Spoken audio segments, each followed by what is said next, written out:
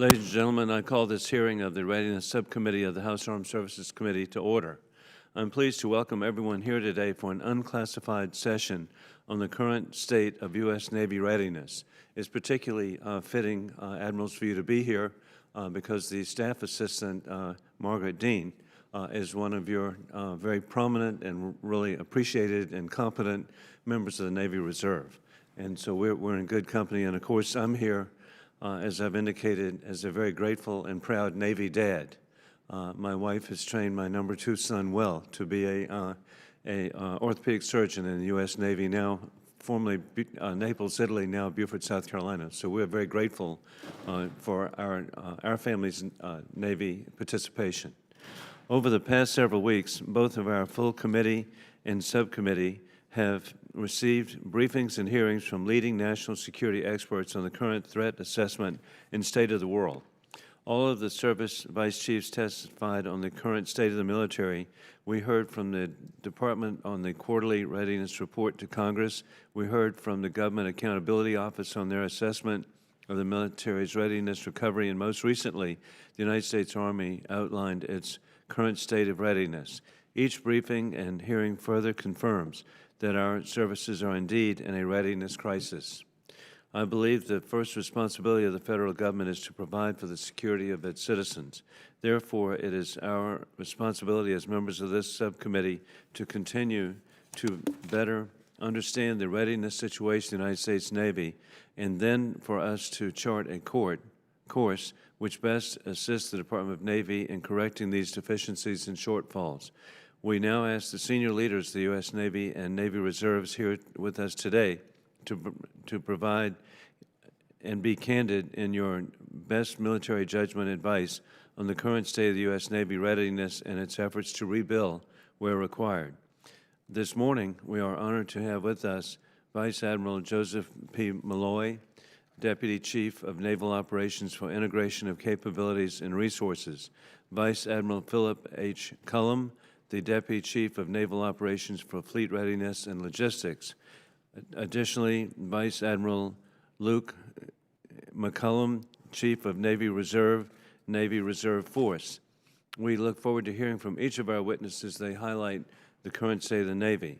And it's particularly fitting today that we have Admiral Mulloy and Admiral Cullom, both who are retiring in the next couple of months. I would like to thank each of you for your decades of service to our nation, and I know I speak for Congresswoman Badallo that we have extraordinary retirement opportunities in South Carolina and Guam. And I would like now to turn to our ranking member, Madeleine Badallo, for any remarks she may have. Thank you very much, Mr. Chairman. You definitely are putting Guam on the map. And thank you for convening this important hearing.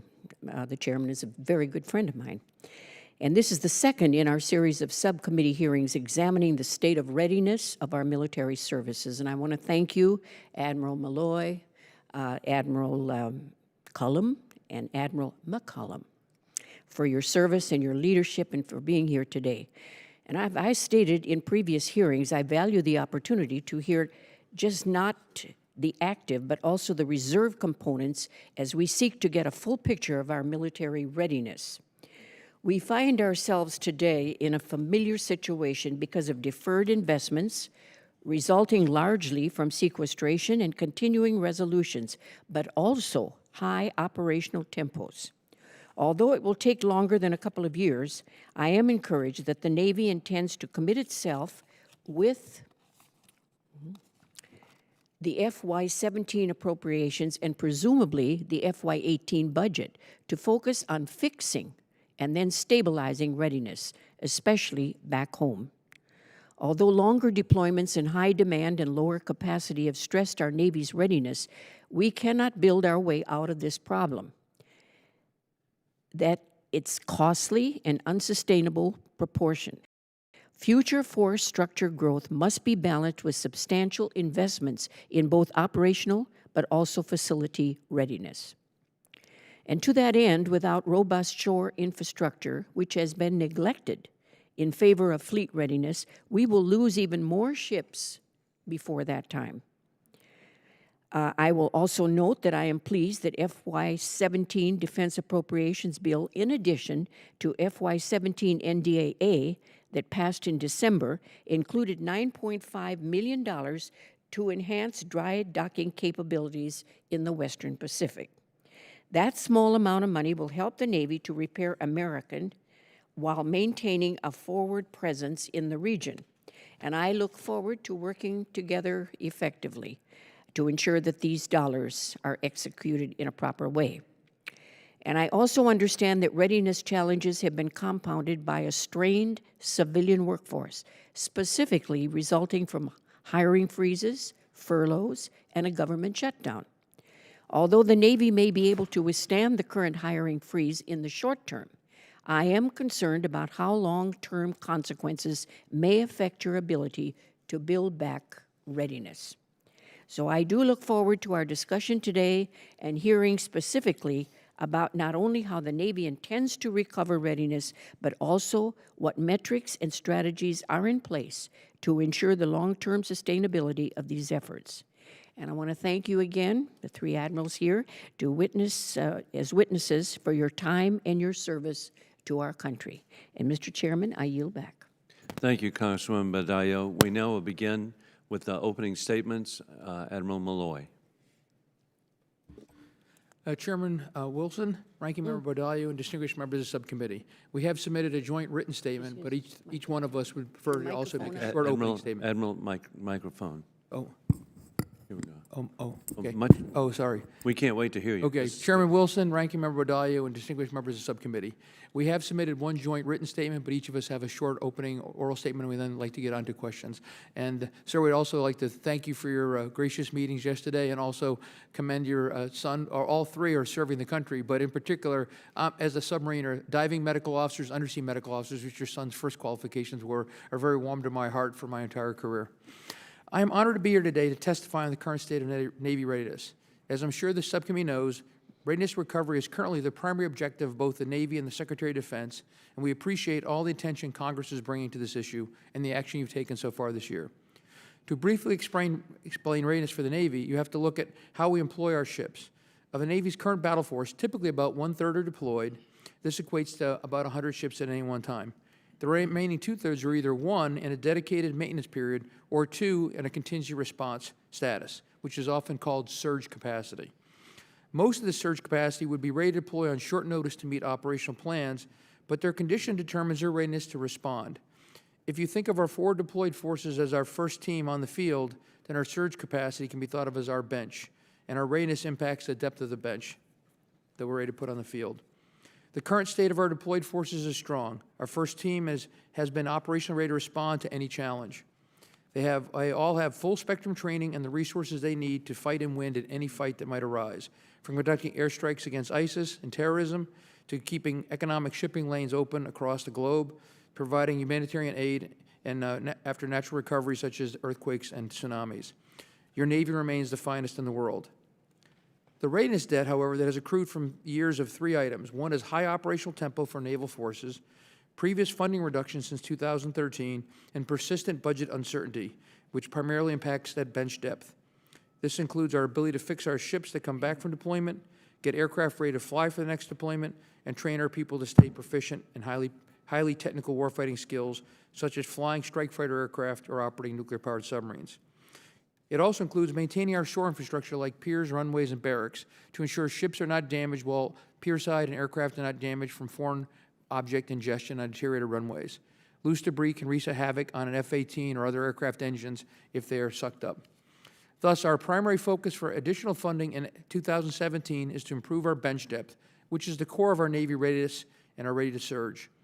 This includes ship readiness, aviation readiness, information and cyber warfare readiness, our people readiness, and key enablers to improving operational readiness. Your action to pass the conference report for this year's Defense Appropriation Act has already helped us manage readiness under the current continuing resolution. Coupled with the 2017 National Defense Authorization Act and the President's request for additional appropriations, which I believe has just been released, the House passage of this conference report provides us with more confidence that Congress may pass an Appropriation Act by the end of April and prevent a year-long continuing resolution. Because of this, the Navy has delayed some CR mitigations in favor of more reversible mitigations, such as deferring ship operational spares and supply requisitions and reducing support for training ranges and schoolhouses. While these actions are less visible, they prudently help ensure the current CR mitigating actions does not create a larger future readiness shortfall. However, if held to a full year continuing resolution in the end, then the impact would be much more severe because we are not able to gradually draw down before the end of the fiscal year. To summarize, the current state of readiness is strong. Our deployed forces are ready and responsive. However, if action is not taken now to improve warfighting readiness, then I remain concerned about the state of the future Navy. I can see the subcommittee reflection recognizes this inflection point, and I remain optimistic that together we will find a resolution in 2017 and for the future years. Every investment in readiness will have an impact on making your Navy stronger. We stand ready to work with you on the path to recovery over sustaining readiness over the long term. I thank you for holding this hearing, and I look forward to answering your questions. Thank you very much. And Admiral Cullom. Chairman Wilson, Ranking Member Bodillo, and distinguished members of the committee, thank you for the opportunity to testify on the state of Navy shore readiness. It's my honor and privilege to represent the thousands of Navy sailors and civilians who sustain operations at our 71 installations around the globe. The Navy's shore readiness is a critical component in overall mission readiness. Today, many of the Navy's platforms plan, train, and launch from the shore, and some even perform their entire mission from the shore. Despite this essential role, shore readiness has been and continues to be a bill payer to sustain the operational fleet. This has been a conscious decision that, in the short term, made sense to meet immediate warfighting needs in the face of constrained budgets.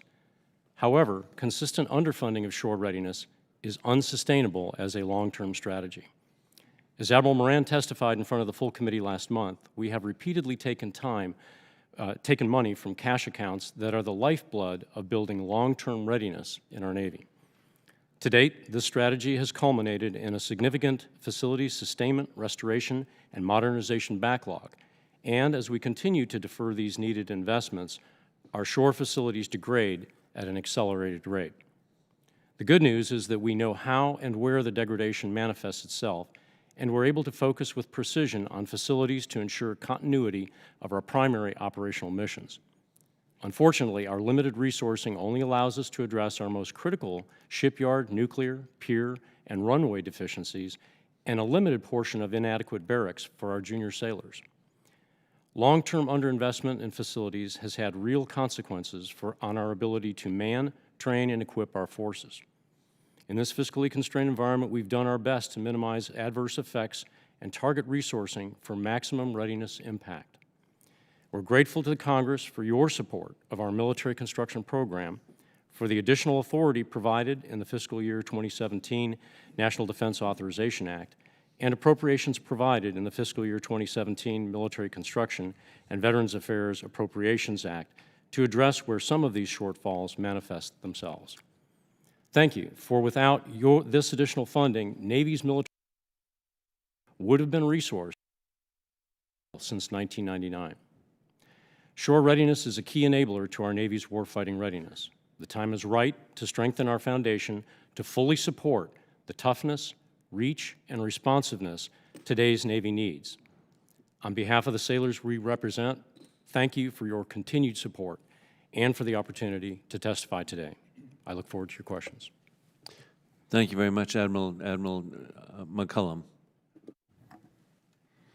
Good morning, Mr. Chairman and Ranking Member Bodillo. Distinguished members of the subcommittee, it is my distinct honor to testify this morning on the readiness of the Navy Reserve. In short, an effective reserve component must have the appropriate authority and funding available to train, to mobilize, and deploy, and ultimately be available for major combat operations. Because the Navy Reserve is tightly integrated with the active component, the readiness shortfalls the active component experiences are closely mirrored in the reserve component to include operations, training, support, equipment, and facilities. The past 15 years of the Navy Reserve has been very busy. On any given day, on average, we have approximately 25% of the force performing operational support to the fleet and combatant commanders. And another 2,500 reserve sailors, as of this morning, are mobilized to long-term active duty service across the entire spectrum of Navy mission sets. The sailors are getting the job done, but it is taking longer and getting more difficult to generate readiness and certification for the use of these forces. The funding that supports the reserve unit warfighting readiness has been unpredictable and has been diminishing. In just the last 3 years alone, the operational support funding to the Navy Reserve has decreased 34%. With your help, we can address these challenges. Our ability to surge and respond on short notice, where and when needed, either as an individual sailor or an entire unit, is a key element of the Navy Reserve support to the total force. For example, during this past January, and in direct support of the Navy's forward deployed ships and units, the Navy Reserve Fleet Logistics Support Wing flew nearly 2,500 hours and moved over 1.7 million pounds of cargo, flying the C-130, the C-40, and the C-20.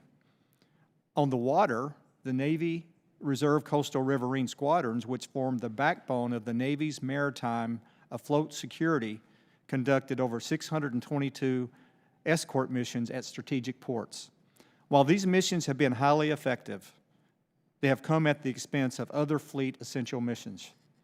Investments in aging reserve component tactical aircraft equipment is critical in ensuring interoperability with the active component, and similar to the active component, aviation depot level maintenance has as well been backlogged. Our military construction and facility sustainment and modernization funding has not been adequate to keep up with our aging infrastructure at our Navy Reserve centers.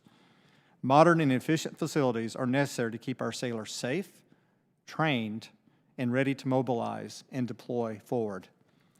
While the readiness challenges ahead of us are significant, I am proud of our sailors' dedication, professionalism, and the sacrifice as they toggle between their civilian jobs and their military careers. Thank you for the opportunity to appear before you today, and I look forward to your questions. Thank you. Thank you, Admiral. As we're here today, we'll begin, and somebody above repute, Commander Margaret Dean's going to keep the time on each one of us so that each one has 5 minutes to proceed, and she's a stickler for being correct, so this is good. As I'm here this morning, too, looking at the portrait of the late Chairman Floyd Spence, I just really cherish, as his former campaign manager, a reason he was selected, and you can go ahead and begin. A reason he was selected because he was the commander of the Navy Reserve Unit of Columbia, South Carolina, and wherever we went, some of the most capable, competent, and patriotic people that we would run into who just meant so much. The credibility of my predecessor was indeed enhanced and reinforced because of his association with the Navy Reserve. So I know the side consequence of your service and what a difference you've made. And for each of you, last month in testimony before the full committee of the Armed Services Committee, the Vice Chief of Naval Operations, Admiral Bill Moran, stated, quote, "Within a month, we're going to have to shut down air wings. We're going to have to defer maintenance on several availabilities for our surface ships and submarine maintenance facilities," end of quote. For each of you, is the Navy shutting down air wings, or are you deferring maintenance? If not, what has been adjusted?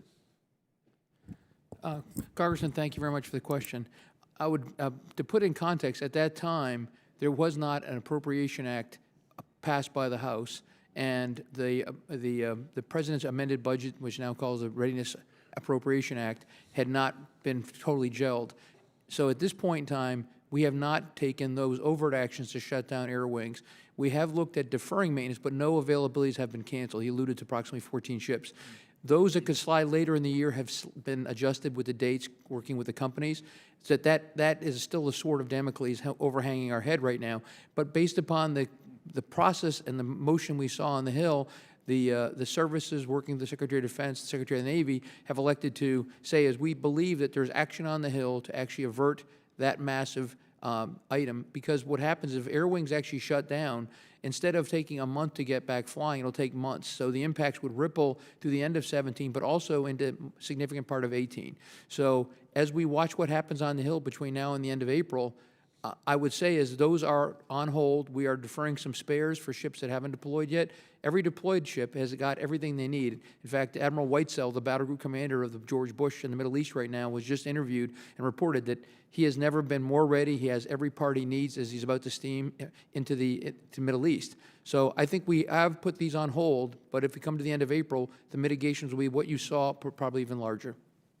Well, again, thank you for your leadership, and indeed, it's incumbent on us to back you up, and I'm confident we'll be bipartisan. Any other comment?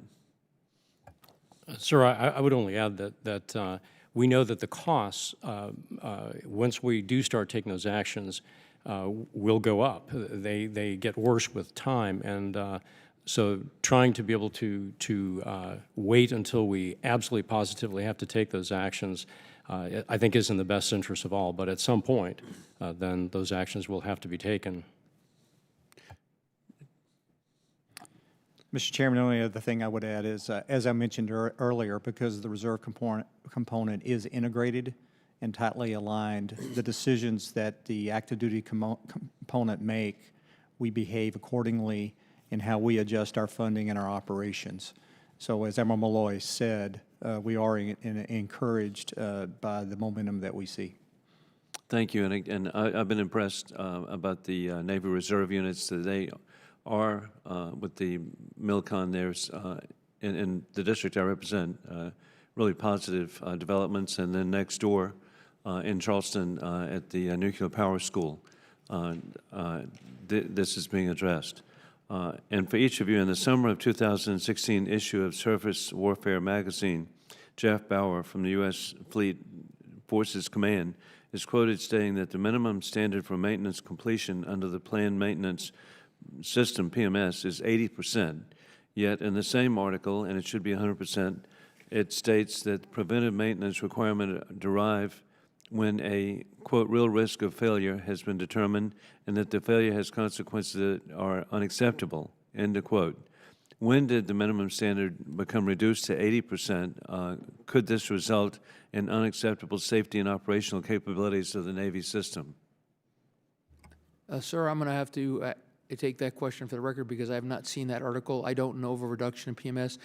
Having served at all levels in the Navy, from being a division officer 37 years ago on a submarine till my current status, avoiding PMS and deferring PMS is always hazardous. It will add to the future failure of items on board the ship. There may be short times where it's deferred due to operational commitments, or it may be you're waiting for some spare. But I have not seen anything in writing that says the Navy will reduce 80%, but I will owe you an answer back on that, sir. And Admiral, we'll be happy to get the article to you and look forward to your response. And conformity to with the 5-minute rule, I now defer to Congresswoman Badallo of the territory of Guam.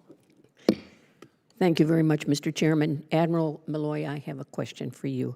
You place much emphasis on how the high operational tempo has stressed the current readiness levels for the Navy.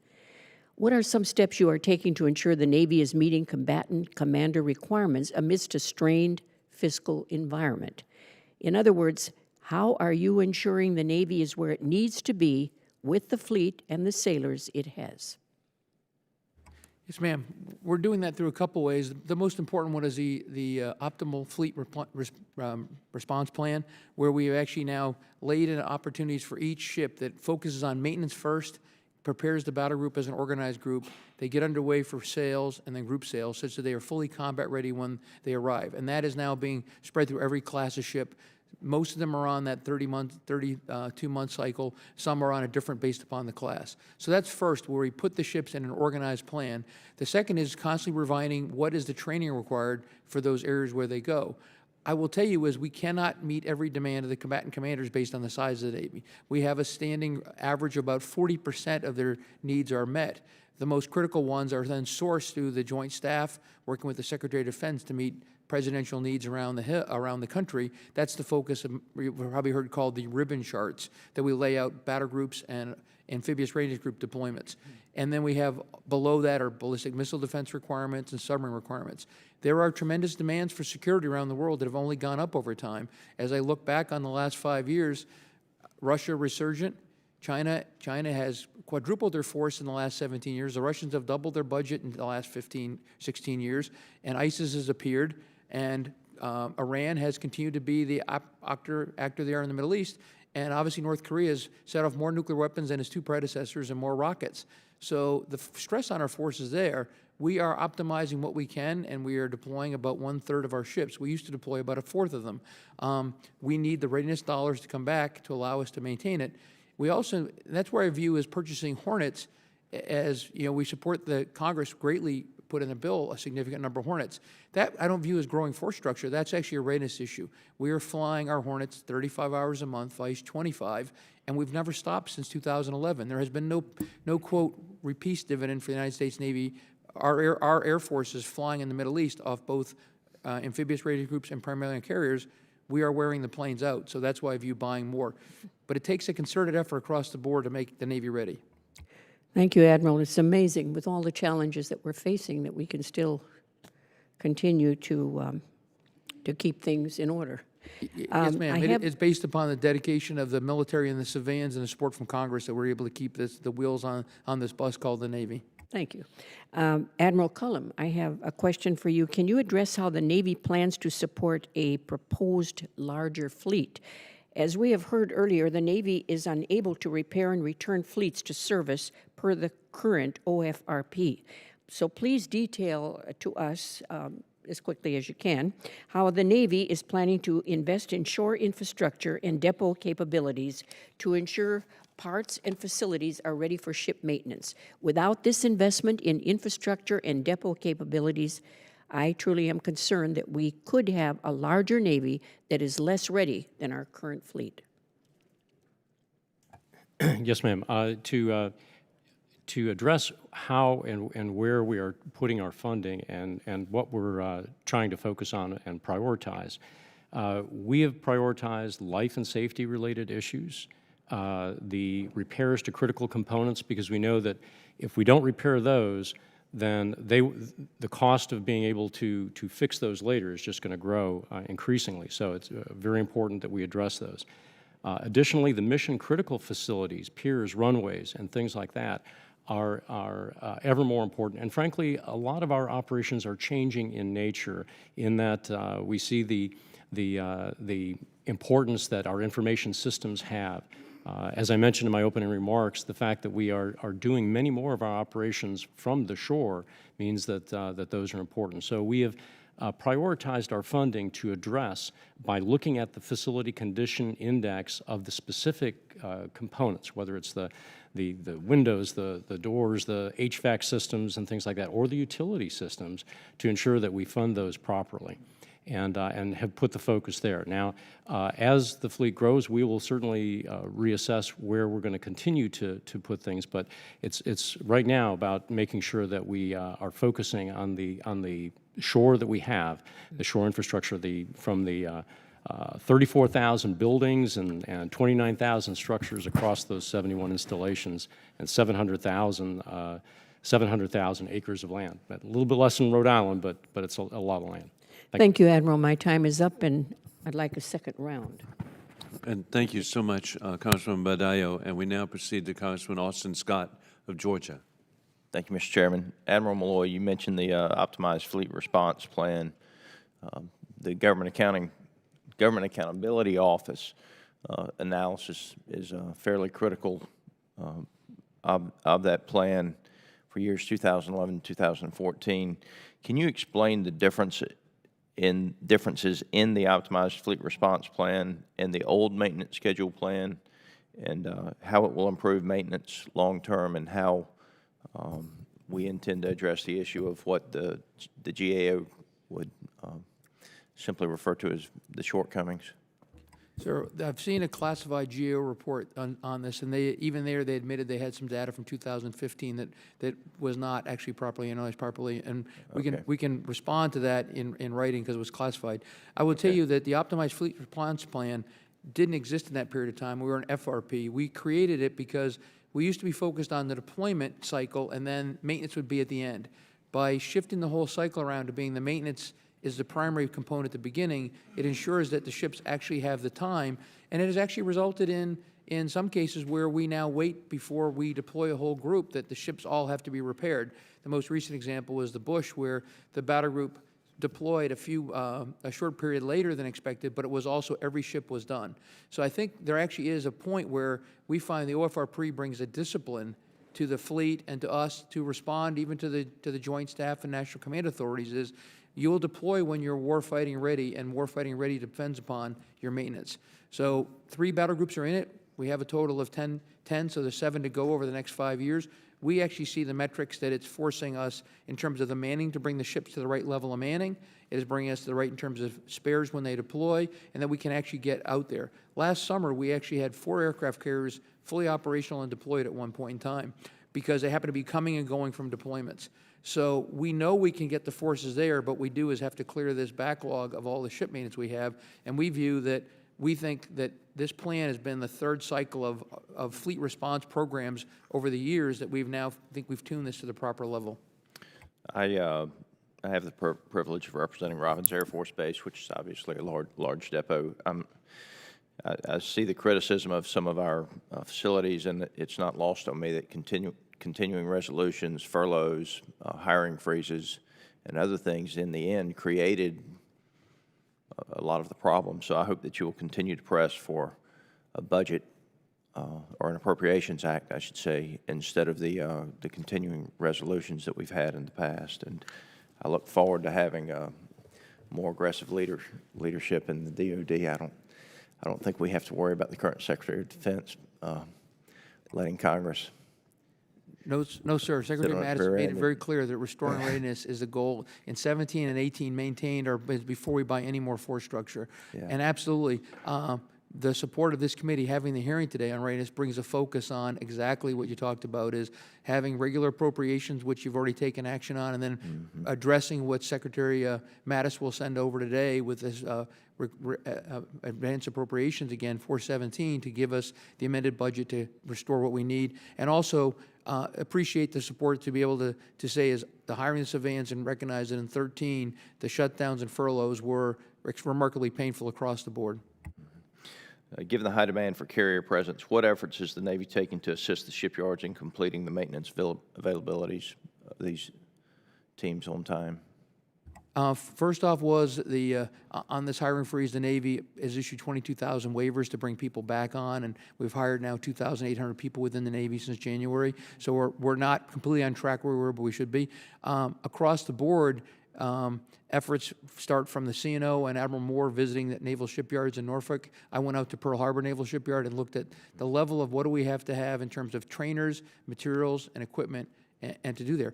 Part of that also comes back to Admiral Cullom can talk more about the shore side. You also have to put some money of investor in the actual shore infrastructure of the cranes, the dry docks, and other equipment. We've made modest investments there because we're also tied to the 6% depot rule. So at least our depots have got some minimal amount, air and shipyard or ship depots have. This continued focus will be more and training the people that we brought on. We have hired over half of the shipyard employees. There's 32,000 going to 33,000 with the support of Congress. Half of those people have less than 5 years of work in a shipyard. We need to basically hold the line on doing the training and getting those people on board because we've aged out that workforce. Gentlemen, thank you for your service. Thank you, Congressman Scott. And we now proceed to Congressman Anthony Brown of Maryland.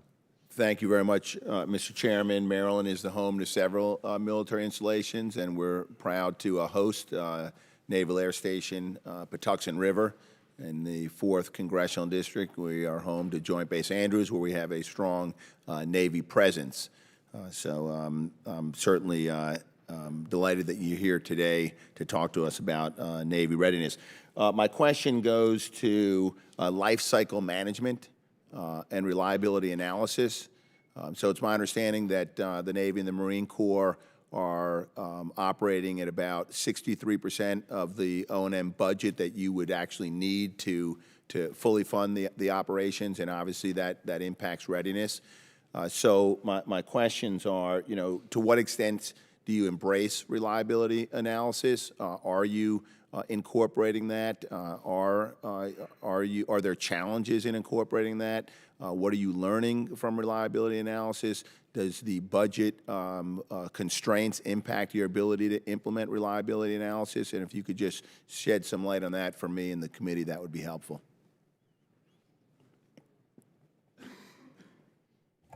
Yes, sir. We're debating the piece as to who would address which part of it, because encompassed in that, in terms of the life cycle management, there is a piece of that that is clearly on the shore side of the house, and a lot of that is also in the operational sustainment accounts that are the operational fleet part of it. Collectively together, they are absolutely essential for being able to see us through the life cycle of a given ship, plane, submarine, or even tactical vehicle. And some of those things are even repairs of the runways, repairs of dry docks to make sure that we can sustain those ships.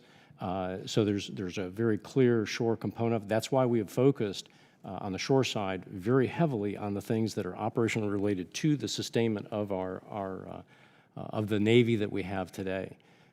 Even as we are building a Navy of the future.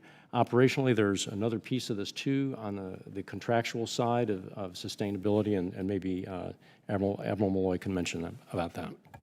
Sir, we absolutely look in reliability maintenance. My whole career has been spent looking at evaluation of what is the condition of a ship, a product. You're in the shipyard. I've had the new construction engineer of a boat. I was the overhaul as a junior officer. I've operated. Also working with people down at Naval. Everything is based upon what we hope is life cycle maintenance. You don't always understand everything until you actually get it to sea or fly it, and then you get feedback. For a period of time, the Navy, in downsizing in the late 90s, took away what's called, there's the SURFMEP, Surface Examination Group for surface ships, and we kind of suspended that view. We did not stop para-CV for the carriers or SubMEP for the submarines, but the surface ships were like, oh, okay, we can manage this. We realized that was a mistake. We needed to bring back that life cycle management on the surface ships to be able to have that long-term view of the health of the boats. We had life cycle plans, but they weren't as religiously brought together. So we restarted SURFMEP, brought back the surface maintenance engineering groups, and that's been a real focus to bring the surface ship readiness back up to a level. We are always looking for future diagnostic tools or other plans, but everything we do is focused on long-term maintenance. But as you pointed out, the shortage of O&M can drive us to questions of, can we afford it now? You defer it later, and when you defer something, you pay more for that later. If you can't fix your roof this year, you fix it next year. That's symbolically on a ship or on a building. In many cases, you pay the price later. And sir, I would add one more thing, that in addition to just the normal repairs that we have to do, there's also the piece to be able to keep them for the ships for 40 years. You have to do midlife upgrades to them. And for aircraft, you have to select those to be able to ensure that you will get 10,000 flight hours out of an F-18. So those are an essential part of that life cycle cost as well. And we do look at those very closely as an integrated package of how we get those things to get the full utility for the American taxpayer. Thank you, Mr. Chairman. Thank you, Congressman Brown. We now proceed to Congresswoman Vicki Hartzler of Missouri. Thank you, Mr. Chairman, and appreciate your comments, Admiral, about the F-18, the need to recapitalize that. That's just a very important aircraft, and it's certainly been doing its job in the fight against ISIS and wearing out as it's doing that. So appreciate that. Vice Admiral McCollum, I wanted to ask you about the reserves a little bit, because you've had a very heavy operational use tempo over the past 16 years. And so do you see this as a new normal for the Navy Reserve, or do you see the Navy Reserve returning to the traditional strategic role in the future? Congresswoman, thank you for that question. When we reflect on the Navy Reserve and understand how it was designed for a strategic capability, strategic depth, but since 9/11 into the use, it's become operational by necessity. And as we look at the capability that the Navy Reserve provides to the active component, to surge specific skill sets, to surge specific unit capability, Under the current demand signal, we know the world is a busy place. And as we look at the expansion of our operations and maintaining our operations support, we do see a steady demand signal in place. Now, as we chart the path forward and work our strategy with the broader Navy capability, we'll land in the right place. But the current construct and demand signal certainly suggest a sustained demand signal for operational support that the Navy Reserve provides to the active component. How would you assess the morale of the reservists and their resilience with this high tempo? Congresswoman, you can probably understand when we leave the Pentagon and go out and visit our troops operational, our troops in training, that is certainly a highlight, and we're very inspired. And it's primarily because of the resilience, the enthusiasm and dedication that we see with our reserve sailors. And these sailors are the ones that are managing two pieces of their life. One is with their civilian employer, and the other one was their commitment to serve in the Navy. It's very inspiring to see that. The ability to generate wins to make that lifestyle easier or more efficient continues to support the high morale. Their hearts are so dedicated and so willing to serve. It is that is, as I mentioned, the inspiring piece of this.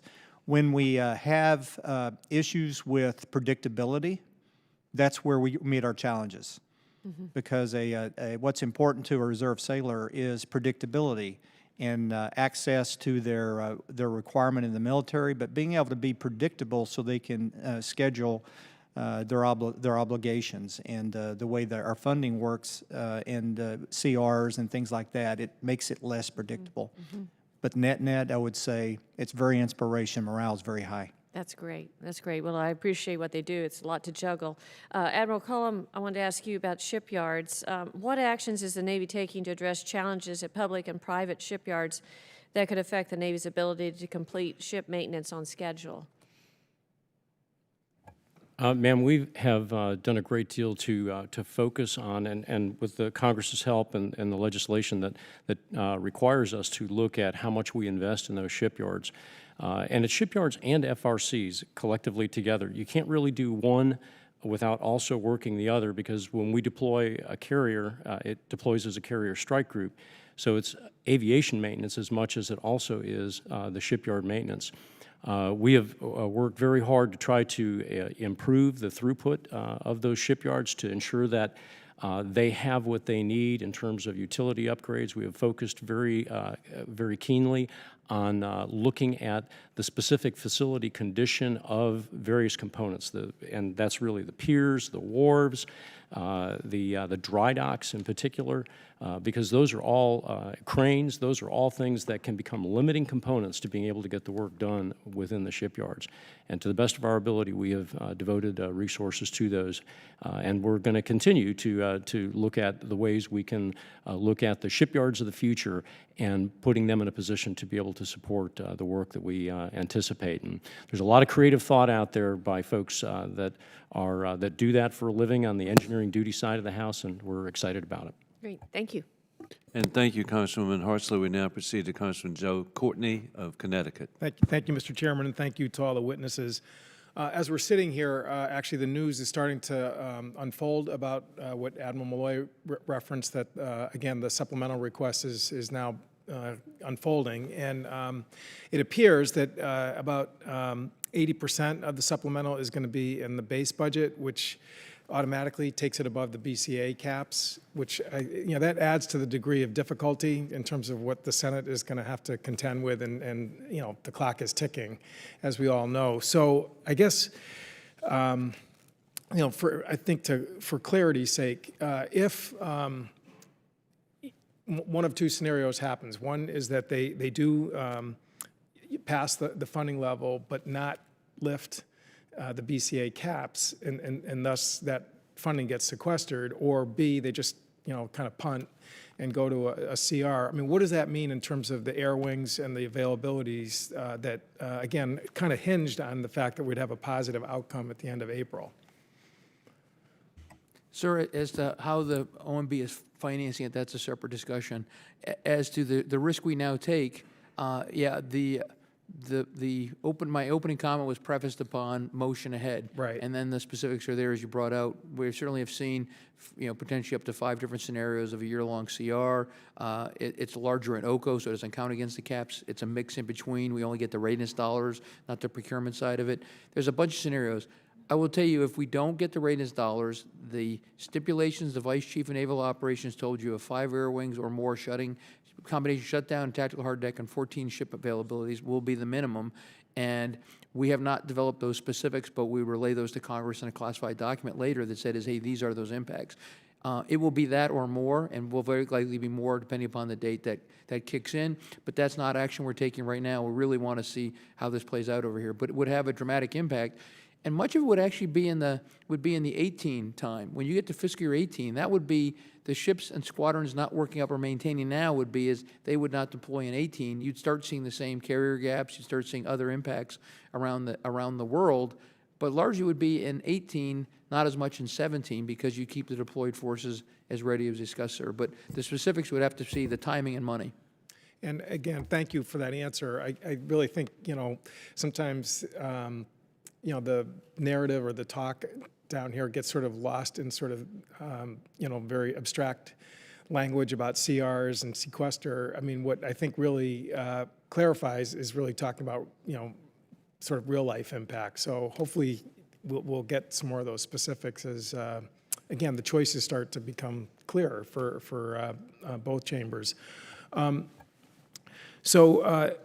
Just want to go back to a question Ms. Hartler raised about the public and private shipyards. Again, when Admiral Moran was here, again, he was clear that, yes, there's been backups caused by, the inconsistent funding, that Congress has unfortunately produced over the last few years, but that there's also been other sort of problems in the shipyards in terms of getting the work done, partly because the deployments have worsened the condition of ships and subs that are coming in for repairs. But clearly, I mean, even with, healthy funding, there's still going to be a backlog at the public yards. I mean, it's just, that's, it is what it is. And I guess the question is are you looking at, again, using private yards as an option to sort of, again, get this backlog addressed? Yes, sir.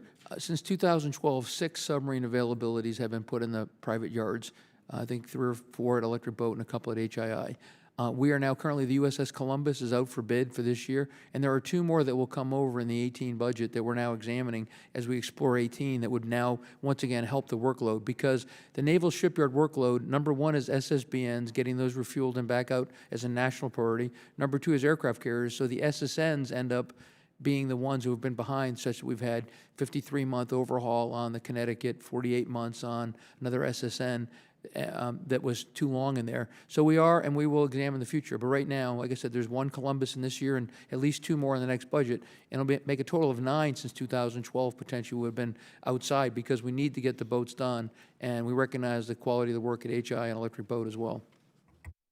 And again, I think that will be a good bridge in terms of, the other challenge the Navy has, which is the force structure assessment, which, again, I think smoothing out the workforce will get us in a better position to take on that added work. So with that, Mr. Chairman, I yield back.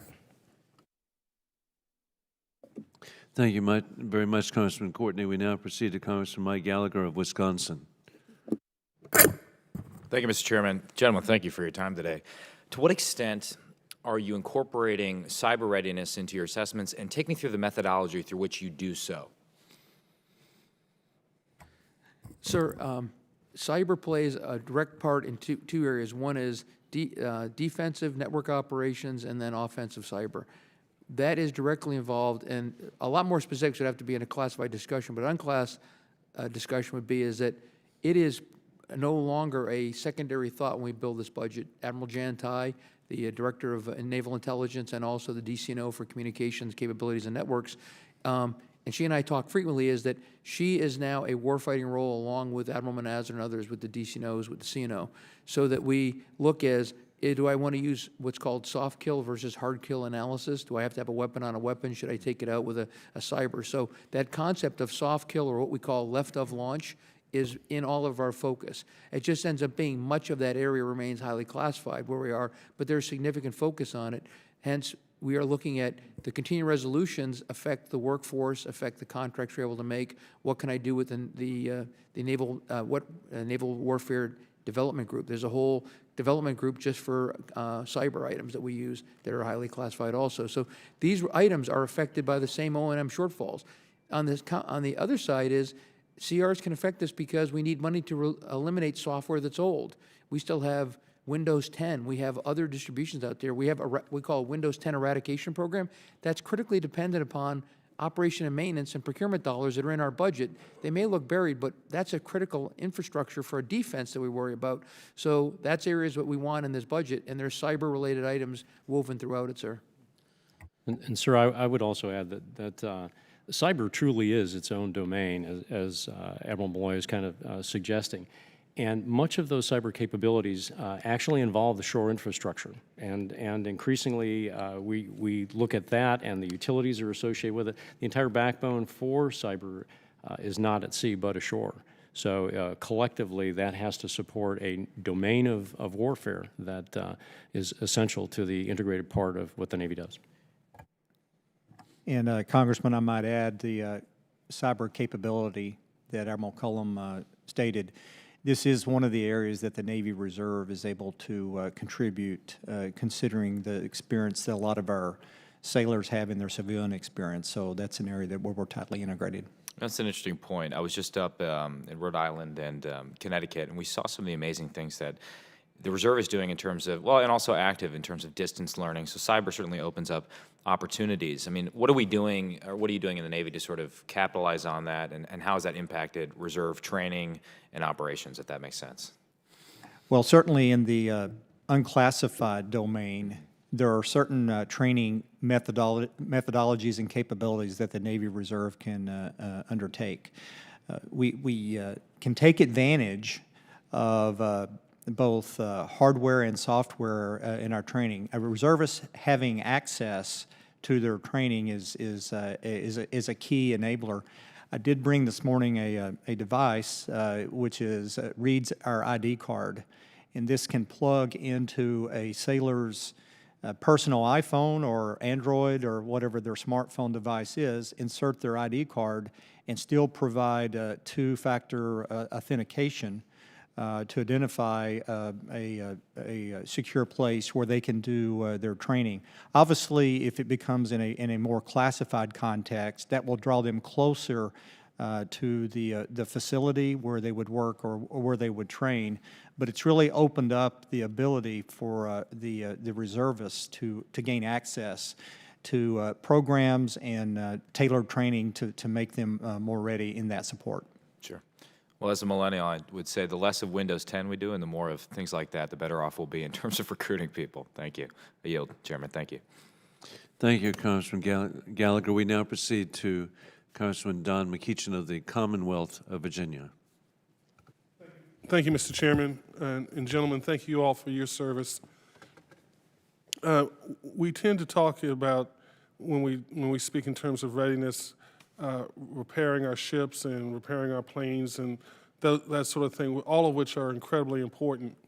But I'd like for you all to comment a little bit about morale, and in particular about dwell time, and whether or not you all consider that as part of your analysis of readiness, and if so, what can we do to improve dwell time among our sailors?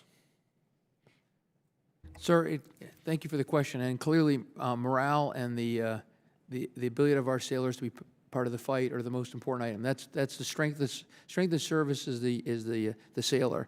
And where we look at that in terms of what can be done is in the request for authorized or additional appropriations is additional money for PCS, moving people, because getting families to move as a group in the time that's appropriate for them for their ships helps the ship and helps the family have long-term planning. Based upon shortfalls this year, which which are going to be asked for here, is we could get ourselves back up to have many months. I will tell you that all the time at sea, as many cases, that's some of the biggest stress on a family is the move. When can I move? When will I get authority? We're down to about 1 or 2 month lead time. Vice normally we like to be 6 months. That's the single biggest item that would be funding in this appropriation coming up. And then once again, getting that actually out so that we're not on a CR. Beyond that, we look across the board in terms of the pay, allowances, and items. But when you come to Jewel, the single biggest error in Jewel is actually getting on the OFRP so for the reserves and for the active. I'm a rookie, Admiral. Tell me what those initials stand for. Oh, I'm sorry. Optimized Fleet Response Plan. Thank you. Is that was as earlier we were discussing here was getting the ships on a no maintenance cycle. Then their operational cycle is all tied to that. That they then know what their future path is. I am going to be in a shipyard for 4 months. When I come out, I will then do my battle group workup, and when I get done with that, I'll deploy on this date, and 7 months later, I'll be back. That provides a tremendous amount of focus for the sailors' mental well-being. They know their qualifications, and their families are comfortable. They're taken care of, and the whole family infrastructure then revolves around that. That same concept applies to the reserves, too, as they know when they're mobilizing, they know when they're coming back. So clearly morale is a significant focus. It just ends up being is the interstitials are the operation and maintenance dollars for the fleet and for the aircraft, as well as the personnel manpower dollars are critical to that. I think Admiral Cullom may have more in terms of our shore side about that, too. Yes, sir. I'd like to add to what Admiral Mulloy mentioned. What he's talking about with the fleet response plan, what that really gives us, and when I look at morale, what affects morale the most for our sailors? It's predictability, it's certainty, and it's quality of life and quality of service. If we can give them those things, they'll go to the ends of the earth for us. And what we're working on very hard with that fleet response plan is that predictability and certainty so that they can be able to have a pretty stable environment for their workup cycles and for their deployments so that they have stability with their families at home. The quality of service piece, that kind of falls back onto the shore side of the house. That's housing. It's those PCS moves, the permanent change of station, moving from halfway around the world in some cases. I just had a family come in the other day of a gentleman that used to work for me many years ago, and his 5 children and his wife will be moving to Japan. He's a great officer, but they're trying to figure out in time when they move to Japan. Those things are very important to the morale of our families as much as the morale of the sailors themselves. And we all know if your family is not happy, then you're probably not happy as a service member. The other piece is child development centers and things like that. Absolutely critical for those that are either single parents or those that need to have that because you have 2 working parents. So those are all part of that quality of service piece that's also essential. Thank you, sir. And Congressman, I would just add at the reserve centers, when a Navy Reserve sailor comes back from their deployment and goes into what we call dwell for the reserve sailor, the importance of having a facility, a reserve center or training site that is well-maintained and secure provides support for that quality of service that Admiral Cullom was referring to. Thank you, Mr. Chairman, and thank you, gentlemen. I yield back. Thank you, Congressman McCollum. We now proceed to Congressman Trent Kelly of Mississippi. Thank you, Mr. Chairman, and thank the witnesses for being here. Just a brief point, real quick. I actually talked to some people this morning, and we were talking about readiness and how important a family and the family structure is to that readiness. And this is, so in a readiness standpoint, the hiring freeze on places like the commissary and the PX and I think daycare is exempted, but many of those jobs are filled by service members' spouses or children, and those are secondary or third measures of income that are important. And a sound financial mind and a sound security mind for those families makes it easier for those sailors to deploy. Would you agree with that assessment, any of you gentlemen? Yes, sir, I would, and I know that Secretary Stackley, the Acting Secretary of the Navy, has been leaning forward on trying to get what are those impacts. And as I said, we've had 22,000 waivers approved, and his staff is geared up to within 5 days of any budget submitting officer, any admiral in command out in the fleet coming back, they will then process those waivers, and they're moving into what we call the Class B and C. So it's really a matter of finding out who needs to hire when and get those back up. But absolutely, Mr. Stackley, and I'll tell you is that the support structure of families drive it directly to readiness and morale, and therefore he is also looking at how many different waivers we can approve as he's looking within the guidelines given. And that's quite frequent because when a soldier, a sailor, I'm a soldier, but when a sailor PCSs from one station to the other, that family moves, which means they're a new hire and maybe a different job because they're more customer service related and not necessarily skill related where they transfer from one place to the next. Would that be correct, Admiral? Yes, sir, absolutely. And it's a significant part of a lot of the family moves is where can they go, what's the timing of that, and then how can they get the other spouse either immediate employment in working with, as you point out, a significant number of work within the base structure, within the military depot structure, and as well as jobs in town. And we have programs on all the bases that focus on that, and any hiring freeze across the board anywhere affects professional men and women that are the spouses. And just so you gentlemen know, you admirals, it amazes me that we're arguing over the negative effects of the BCA.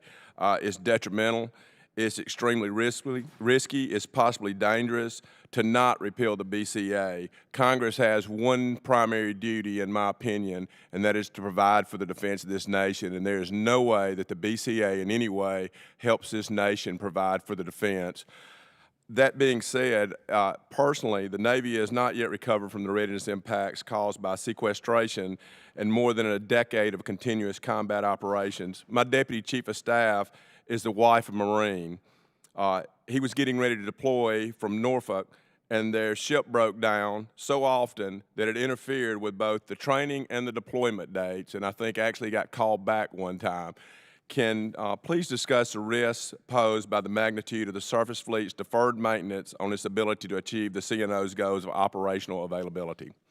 Sir, thank you for that question. I don't know the specific ship involved, and we can research that one, but I will tell you, as your first point about the Budget Control Act and its impact, I've been in Navy finance jobs for almost 8 years now in this time in D.C., and I will tell you the single most painful year was 13, but since then, every year, I will still stand back and tell you, as a Chief Financial Officer of the Navy, we're down in the Navy $30 billion, which is a mix of procurement and operations and maintenance across the board. $30 billion over 5 years short, based upon that law. Only the action of Congress to give us bipartisan budget acts restored some of that money. Otherwise, I'd be down almost $50 to $60 billion. Making that balance across the Navy to keep the Navy readiness and still support deployed operations is tremendous. As I've said, we saw some of the degradations in the surface ship maintenance even as far back, starting with in-serve reports, Board of Inspection survey. In the 2008-9 period, we saw that the amphibs first and other surface ships were starting to degrade much. We're not aging gracefully, let's say, because they were the oldest ships, many of the oldest ships we had.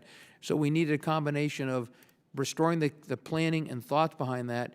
And then once we get on that recovery, unfortunately, since 2013, we've been dealing with getting back to the people that we plan to hire in the shipyards and then having furloughs. So getting ourselves and our fiscal house within the country in order is important to maintain that.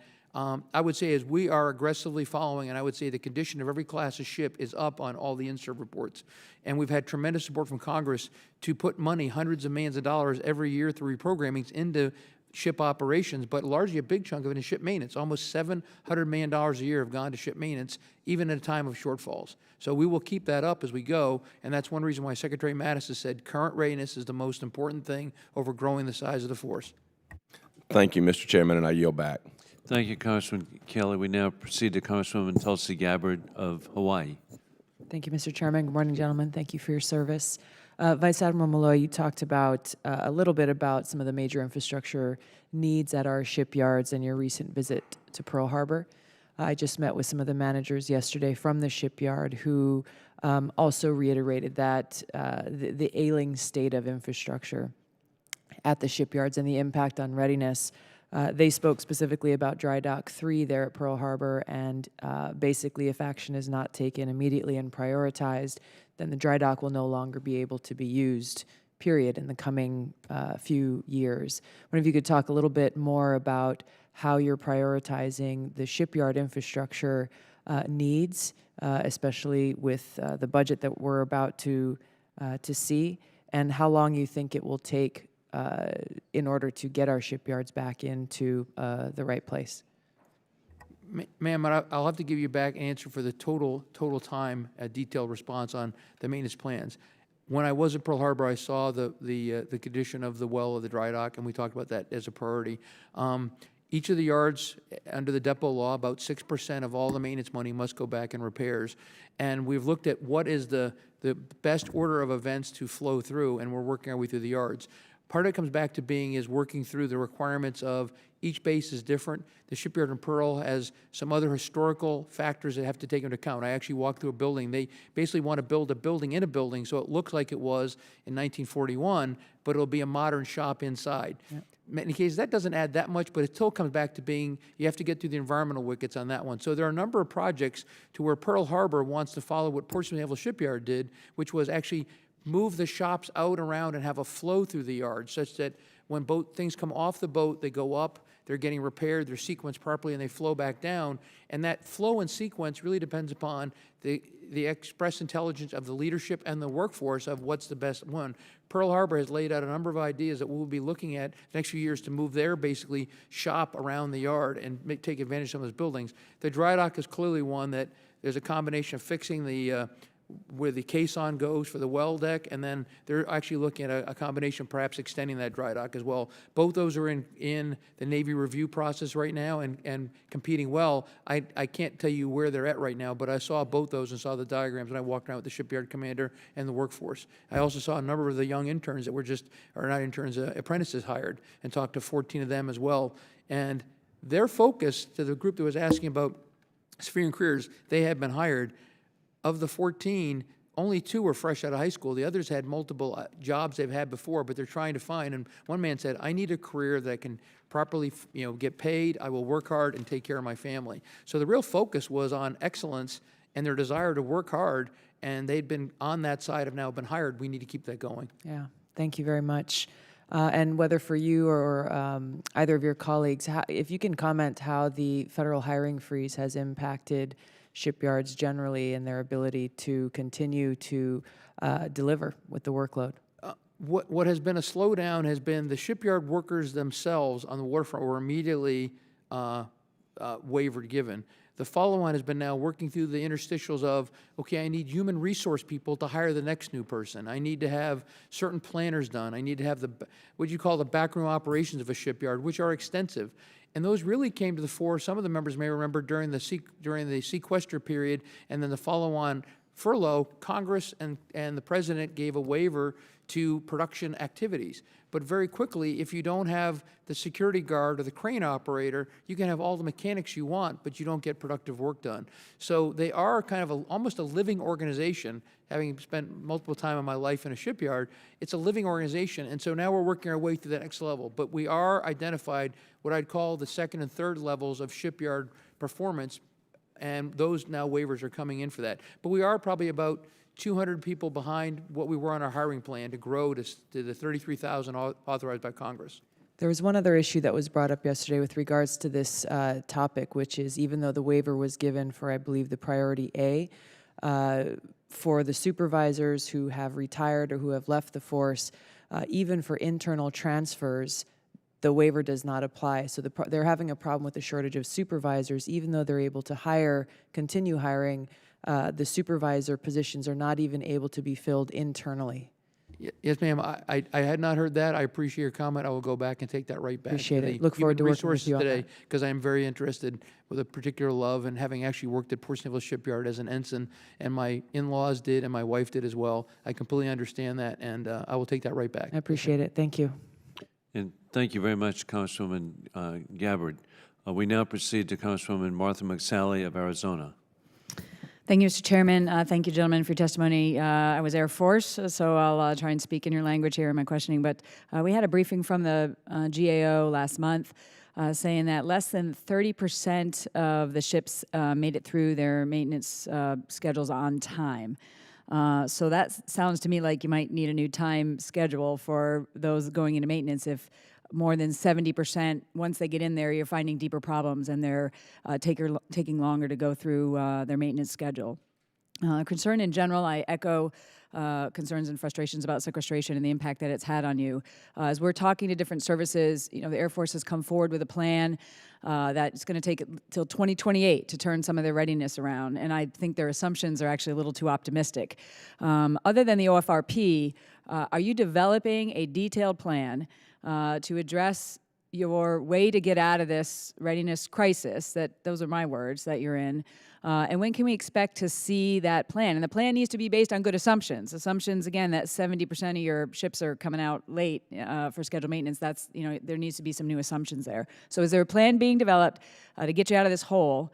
And is it based on realistic assumptions? And when do you think, I mean, we've heard you say after the FIDEP. Well, that could be like 2080. Like, what's the window and when will we see a detailed plan?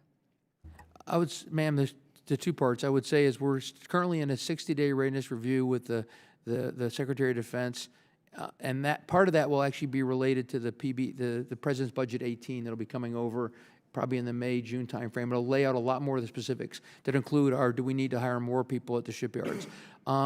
Do we need to adjust various items, and once again along these readiness items, and then where do we stand on aircraft? So that will be within the 18 budget. We'll have the specifics of what we can do with the financing, the resources that we will have in 18 and what arrives. I would comment on the GAO report is that unfortunately ships take a while when they go in, and it takes about 8 years to get through the whole fleet. So we know some ships are late. There is some plans available, but every ship also ages differently. So, you know, I've not seen the number 70. I know a significant number, although I would say in this past year, a larger number of ships in the 17, so far in 17, as we ended 18, the number was closer to more than 50%. We're actually now coming on time because we have taken the support of Congress, rolled the money back in to some of the planning purposes that the 17 and 18 projections are no longer based upon I would say an assumption back in 2013 when those maintenance plans were developed that they are now better prepared, and let's say it was an average of 100,000 man days for a ship to be done, and we now took 130,000. We are now planning for in 17, 18, 130,000 man days. So I think we're better able to estimate the conditions of the ships, but it'll take us 8 years to get through the cycle of seeing every ship that we've done. Mm-hmm. That's why with the Navy, with our 1/3 always deployed and a 1/3 ready to surge, you just can't get all the ships in, and we don't have the dry docks and the capacity to take every ship apart. It's a little bit different when we send airplanes off to depots. They can be gapped, whereas the fleet is that's who that asset is. Great, thanks. Just to clarify, though, aside from the OFRP and your inputs to the budget about dealing with the short-term readiness issues within the FIDEP, are you developing a separate plan specifically to turn the readiness situation around and how many years it's going to take and what the assumptions are? Ma'am, there is not another separate plan. We'll be able to come over and talk about our real basis is OFRP, but then each area within NAVC and NAVAIR have their long-term goals to get airplanes on the line or get the ships out, but the Navy readiness plan is based upon OFRP in all of our classes and getting those out there. There will not be a separate plan. Okay. We are eyeing on the readiness of the fleet to be just beyond this FIDIP if we get the money expected in this next 5-year plan. Those dollars is, except for ordnance, which is going to take a while, which is a collective Army, Navy, Air Force item of building ordnance, we expect to have shortly outside the FIDIP, if the funds are there, to be able to restore the full readiness for the number of ships we have to be responsive, not just to meet the OFR, or not to meet the deployment plans. Okay, thanks. I only have a little bit of time left, but talk about aviation readiness. Again, I was a pilot myself. I'm concerned about the push-pull factors. We're seeing it in all the services. Airlines are hiring. Our active duty pilots are not flying that much. I've seen media reports saying you had up to 30% turning down department heads. These are some of the leading indicators that you're going to start having a problem. Class A mishaps. Can you just speak about your concerns or way ahead related to the pilot readiness? Yes, ma'am. As our Vice Chief talked here in a hearing with the entire committee a month and a half ago, we have not seen quite the same numbers as the Air Force, but clearly there are leading indicators out there. As he pointed out, was the pilots also join, and I'm a submariner, so I can't tell you that, but I assume was the same with you, is you are in this to fly. We need to have the hours back and have the restoration of flying hours in the airplane so the pilots can. A commanding officer squadron who should have 12 airplanes typically does not get 12 airplanes till he goes to, as we call Fallon, to start his pre-deployment training. We need to be able to bring that to left to get the planes and get them to flying hours. That's why the readiness dollars are the most important. And we are very, very aware and looking at those indicators and very concerned. And the vice chief is an aviator, and he personally is day in, day out working with the aviation enterprise on that one. Great, thanks. I'm over my time. Thank you, Mr. Chairman. And thank you, Congresswoman McSally. And as an indication of how much we appreciate you being here today and your service, we'll have a second round. And I share the concerns of Congressman Kelly and Congresswoman McSally about the Budget Control Act, sequestration of 2013. How has the Navy adjusted to these irresponsible reductions? And can you provide, again, specific examples, such as number of ships, personnel, and each of you are invited to comment. Well, sir, I'll start as an overarching one, being the architect between the Department of Navy Budget Officer, now the N8. We laid in that $30 billion, which was each year was a different number, which provides, as everyone's talked about, unpredictability is you don't know the number until Congress, well, the sequester happened and we lost $13 billion. Each of the 4 years since has been a number rolls out from Congress for Department of Defense and there's a ripple down to the Navy. I will tell you in the current 17 budget, a year and 4 months ago, in December of 15, we had approximately 3 weeks to cut out $6.5 billion out of the Department of the Navy, $4.5 billion out of the Navy, of which $2 billion was out of Readiness. So there's an example of, in a matter of 3 weeks, adjusting to a number that is now provided by Congress is that is your 17 going in, and then we'll adjust it when we look on the Hill about what happens. We appreciate there's some stability. We actually had a number of ice getting sequestered, but cutting $6.5 billion out of the Department of the Navy in a matter of weeks causes some very hard choices. That's one example compared to, 17 was basically slightly down. So where do we go on that one? And the Navy has been, we have give a gold star to our shore guys. We have stressed shore because of the areas is shore has the longest term build up to buy it back again, but it can also sustain compared to aircraft, submarines, which are the most sensitive to life and safety, surface ships, and then you build into shore. So when you have a 50-year life cycle on infrastructure, that's where you're going. So they were brought to the minimum possible. We looked at, in terms of aviation, maintaining what we had, but we also brought aircraft procurement down. We brought weapons procurement down. We slowed research and development. There would be like a 8 or 9% cut to the Navy. Research and development would be cut by 8 or 9%. Other procurement, Navy. So you phase in and you put the critical lines in, like the SSBN replacement program, through the strategic missile program. That did not get any cuts in research and development or other procurement and planning. So you protect certain areas that you have to protect. But the bottom line is you are in a difficult issue where everyone has to step up, and each group in the Navy would come up with, I have to come up with some shortfall, or we basically apply shortfalls to them and then work through those interstitials. So then in the end was, since shipbuilding was an area that we're already going down, we were approaching 271 back then, we weren't going to go any lower. So that's the one area in the budget that we said was, the Navy's been through that cycle in the 90s, and in the 2000s, we also gave up ships and came down to 4 a year. What that got us is 41 submarines in my future. If you gave me $1 trillion right now, I cannot restore the submarine force to the size it should be.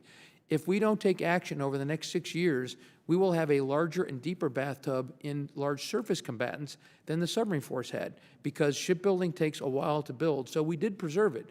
Now, as we're looking now at this point in this juncture, Secretary Mattis has said, readiness is the most important item. We're not growing more ships, but we're probably not going to cut any more either, because that's a long-term investment. I'd like to turn over to my two compatriots to talk about their areas, but as a global scale, that's how we balance, sir.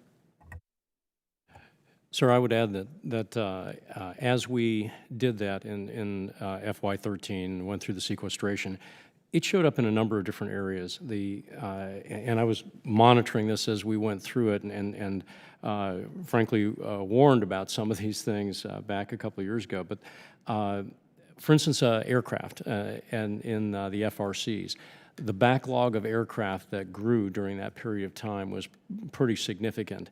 And the work in process that we had, we brought things, we inducted engines and airframes into the FRCs, and then we had to let them sit because of the furlough. We eventually have been chewing through those things, and as Admiral Mulloy mentioned, everyone paid at the bank, and the shore certainly paid because we could afford to take that risk at that time there with less potential near-term impact on it. But additionally, even for the ships, the availabilities, and we talked about availabilities for ships and how those were impacted and the readiness of those ships and that we've been using very hard. They didn't get everything done. When we brought those availabilities back, they didn't get a lot of things done that they should have gotten done. Well, that means that next time they go in for that overhaul, that dry docking 8 years later, that's when the rest of that work has to be done. So that's part of the divots and the deficits that to really get to reset that we've had to go through. And then there's also a training deficit because we didn't fly. Well, the pilots didn't get their flight hours, and so that's a divot in their experience that we're trying to make up for as much as we can, and we owe it to them to do that if we're going to go out there on the pointy end of the spear. And Mr. Chairman, as Admiral Mulloy said about hard choices, and certainly in the reserve component, there have been some hard choices in terms of reserve component being a bill payer in order to support the higher priorities and initiatives. I talked to most fleet commanders in the last 30 days, and every one of them has asked the reserve component to do more or to sustain current operations. And currently, we're only meeting about 31% of the demand signal of those fleet commanders. So that's sort of been a rolled-up net effect on the operational reserve support. And thank you. And in fact, Admiral McCollum, I want to congratulate Task Force Marshall, which is training at Fort Jackson, and these are reservists who volunteer for ground duty around the world in combat zones, and it's a real reflection on the professionalism of the Navy Reserve. And my time is up, so I've got to proceed, of course, to Congresswoman Badillo. Thank you very much, Mr. Chairman. Admiral McCollum, I have a question that has to do with the reserves. How is active reserve integration facilitated to ensure that as an operational reserve, you are able to call upon your sailors to meet requirements where gaps exist? Now, I was concerned because I was reading your testimony. You mentioned that this reserve force is often relegated to training and operating with obsolete equipment, and they cannot succeed under current conditions. You also further stated they are often underserved by the lack of resources available to them. So my question to you is, where are we today under those circumstances, and how is the morale? Congresswoman, thank you for that question. As we look at the demand signal that the active duty places upon us, we decide, do we have the capability, depending on what the specific demand is, to send trained and certified sailors to that specific location or to that unit. We're an integrated force, as I mentioned. Mm-hmm. Then we look at what does it take for an individual to be trained and certified. Sometimes it's the predictability of when they go, and it's on a glide slope that makes it very visible, and we ramp up the training that goes to that sailor to be on a consistent level of readiness that when they arrive, they're at their max readiness. Mm-hmm. Other times, there is the surge, the request to respond on short notice. That's where we feel pressure, because to be able to do that, we have to maintain our sailors at a level of readiness, whether it's qualifications in weapons, whether it's coxswains on small boats who are trained to do that. They have to have proficiency to be able to do that. And that level of readiness requires funding to generate that capability to be able to respond when needed. Mm-hmm. You put these two components together, then we make choices to say we're not at a state to respond, and then the active component makes the decision to figure out how we can find more funds to generate that. And money. Admiral, under those conditions, how is the morale then? Despite those conditions, ma'am, it's good. I would say it is outstanding. And good. Like I mentioned earlier, the sailors are inspiration. Sometimes it's near eye-watering to see them fight through the adversity of the strain of trying to achieve the level of readiness. Well, so the morale is very high. That's good to hear. And hopefully the future is going to be much better. Admiral Mulloy. Or no, it's for Admiral Cullom. I have a question. I understand that the Navy's OFRP does not take the maintenance cycles of supply ships into consideration. Now, how do you coordinate and synchronize the repair needs of these ships in order to ensure that the Navy can call upon them at a moment's notice? Yes, ma'am. Thank you for the question. A part of the fleet response plan that we're working through is incorporating our auxiliary ships, all of the ships that are in the CLF force, into that process so that they will deploy with the units that they train with the units that they will actually deploy with. And the maintenance will be a part of that. Now, the maintenance requirements for those ships is a bit different than it is for the USS ships by virtue of sometimes the operations that those ships do. They're out at sea for over 200 days a year in many cases. And also the nature of some of the newer ships that we are bringing into that auxiliary force. The EPFs, for instance, those new joint high-speed vessels, as we used to call them, because their maintenance cycle is a bit different because of the nature of the hull and the fact that they have to go in for a dry docking period every year. So fundamentally, there is a little bit of a difference with regard to that, but we're incorporating those things in, and that is a part that the fleet commanders are actively looking at with the Military Sea Lift Command. Thank you. Mr. Chairman, I have just one statement to make, not a question, and that is for Admiral Mulloy. I stated in my opening statement about the FY17 NDAA passed in December, included $9.5 million to enhance dry docking capabilities in the Western Pacific. So again, it's a small amount of money that will help the Navy to repair America while maintaining a forward presence in the Pacific region. So I'm hoping that the three of you will keep us in mind and help us out in this situation. I think it's very important. Yes, ma'am. As we discuss in your office, if it's in the Authorization Act, as we look at the appropriations, if we're not a year-long CR, we'll honestly take a very hard look at the direction of Congress, as we always do, ma'am. Thank you very much, and I yield back, Mr. Chairman. Thank you, Congresswoman Bordallo. And indeed, as we conclude, this is a special time to thank Admiral Cullom, Admiral Mulloy for your service. You'll be able to look back. You were part of victory in the Cold War, peace through strength. Tens of millions of people in dozens of countries today are free that were not when you began your service. And we've had the opportunity to see the Baltic republics of Estonia, Latvia, Lithuania, to Slovakia, to Bulgaria, to countries that Congressman Bordallo and I visited in Uzbekistan, in Kyrgyzstan, the stands. All of these now have opportunities for persons to have fulfilling lives that simply did not exist.